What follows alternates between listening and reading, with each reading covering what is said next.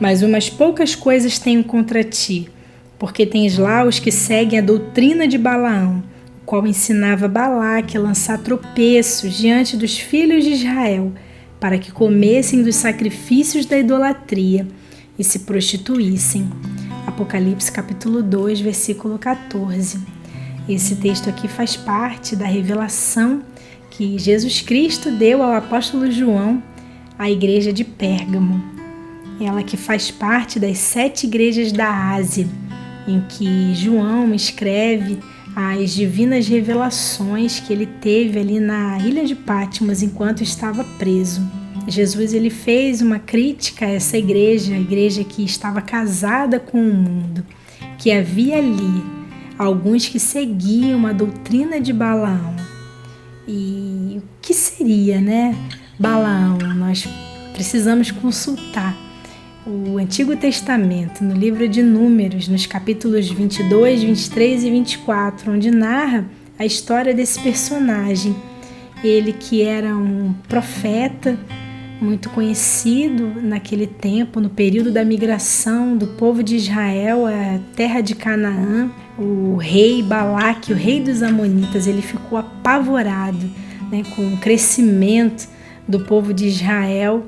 Então ele decide contratar o serviço sacerdotal daquele profeta para que pudesse amaldiçoar o povo escolhido. Mas Balaão ele foi duramente repreendido pelo Senhor para que ele não amaldiçoasse. Mas mesmo assim Deus permitiu com que Balaão fosse até Balaque. E quando ele chegou ali para falar contra os filhos de Israel, ao invés dele amaldiçoar, ele começa a abençoar. E cada vez mais que ele abria a boca, ele abençoava o povo de Israel. Então isso fez com que o rei Balaque ficasse muito enfurecido. Mas nós podemos ver no texto que Balaão ele amou aqueles prêmios que foram oferecidos a ele. Foi então que ele aconselhou o rei Balaque a atrair os israelitas à idolatria, incitando ali com as suas mulheres moabitas, que eram muito formosas, a participarem dos sacrifícios pagãos.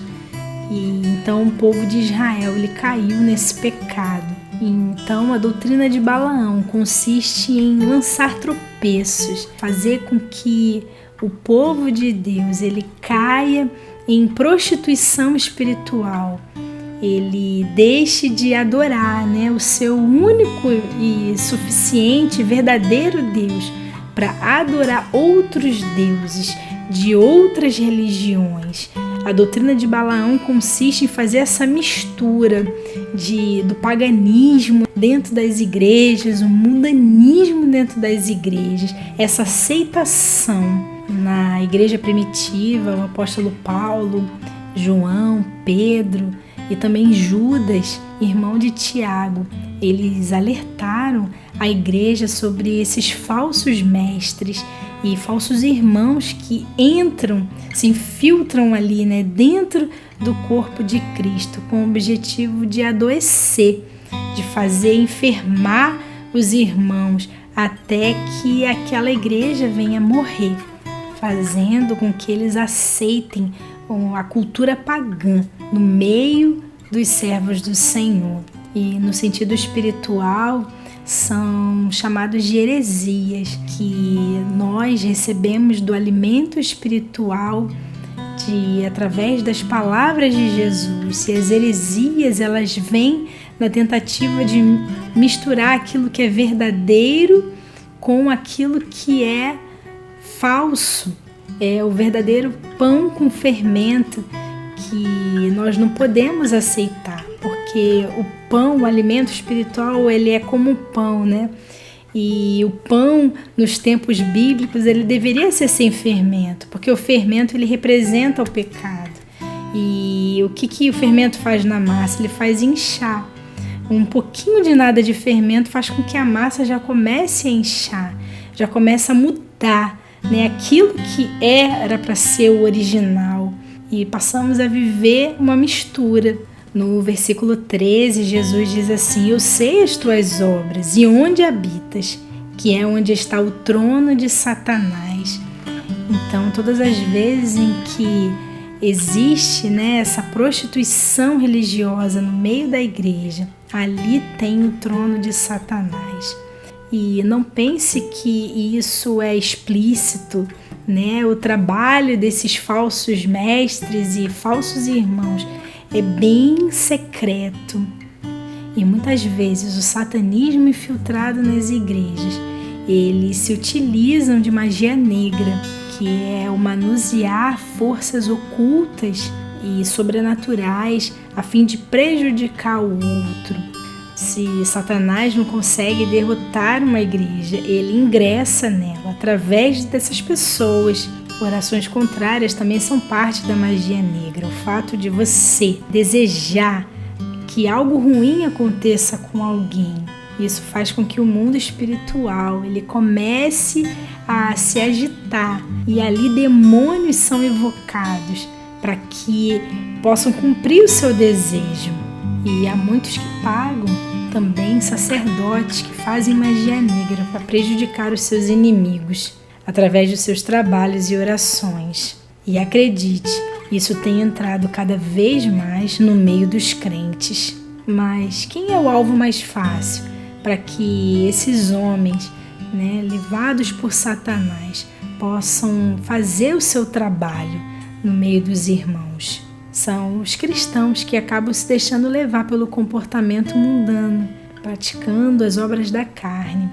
Esses são mais vulneráveis a esse tipo de ataque, pois eles perderam a verdadeira identidade de filhos e assumem práticas que ferem os ensinos de Cristo. E vale ressaltar que estes homens malignos buscam o tempo todo testar a espiritualidade dos servos do Senhor.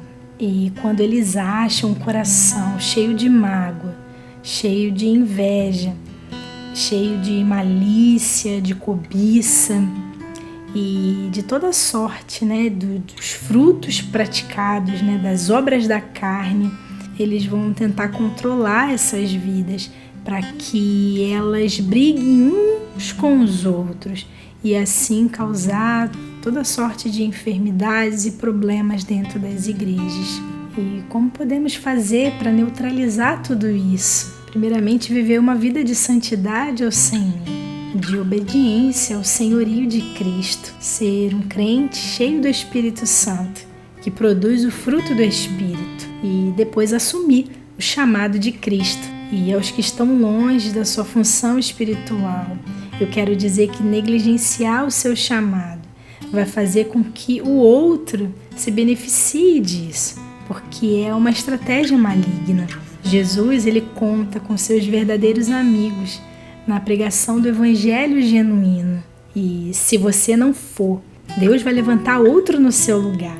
Mas aquilo que era para você fazer, ninguém poderá fazer. Use seus dons para a glória de Deus, porque a sentença já foi dada por Cristo Jesus. Contra eles batalharei com a espada que sai da minha boca, e essa espada é a palavra de Deus.